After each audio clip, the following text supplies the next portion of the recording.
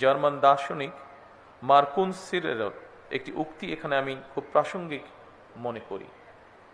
তিনি বলেছিলেন, খুব সম্ভবত আরেকজন বক্তা মনে হয় একই কথা বলেছেন ওনার বক্তব্যে। মার্কুইন্স বলেছিলেন, বই ছাড়া ঘর আত্মা ছাড়া দেহের মতন। বিজ্ঞানী এবং গবেষকরা বলছেন, বই শুধুমাত্র বিদ্যা শিক্ষা কিংবা অবসরের সঙ্গী নয়, বরং বই পড়া মস্তিষ্কের জন্য এক ধরনের ব্যায়াম।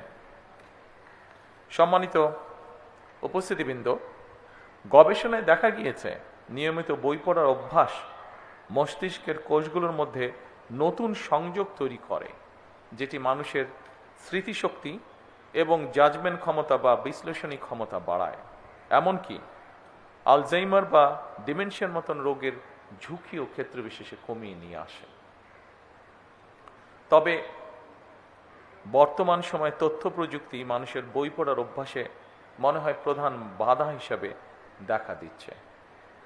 বিশেষ করে ইন্টারনেট আসক্তি তরুণ প্রজন্মকে খুব সম্ভবত বই বিমুখ করে তুলছে ধীরে ধীরে।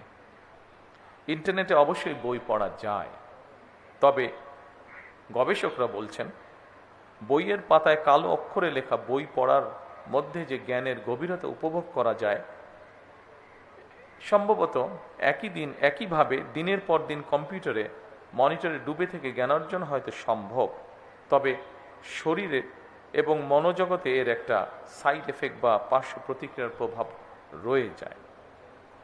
যুক্তরাজ্য কিংবা কানাডার মতন অনেক উন্নত দেশের বিশ্ববিদ্যালয়ে গবেষকরা বলছেন, ইন্টারনেট ব্যবহারের আসক্তি পড়াশোনার প্রতি শিক্ষার্থীদের আগ্রহ হারিয়ে ফেলার তীব্র ঝুঁকি তৈরি হয়েছে।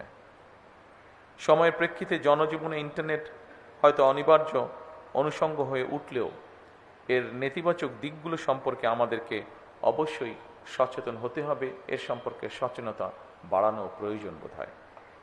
বিশেষ করে বইয়ের প্রতি তরুণ প্রজন্মের আগ্রহ বাড়ানোর উপায় আমাদেরকে বের করতে হবে।